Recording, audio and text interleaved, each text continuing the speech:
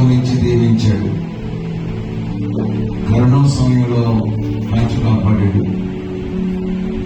మరి ఈ మధ్యకాలంలో భయంకరమైన గుండె సంబంధమైన ప్రతికూలత నుంచి ఓపెన్ హార్ట్ సర్జరీలో సహాయం చేసి సజీవుడిగా ఆరోగ్యవంతుడిగా నిలిపాడు. అందులోకి దేవుడి స్తోత్రం తెలియజేయండి.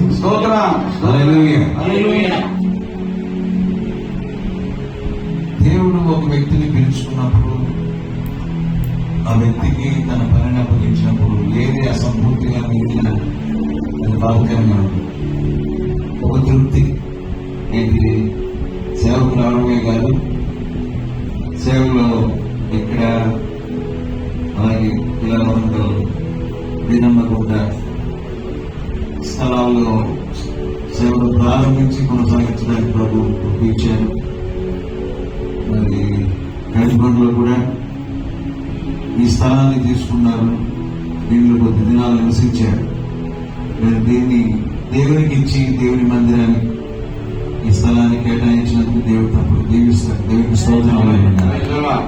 అన్ని త్వరగా అయిపోయింది. మరి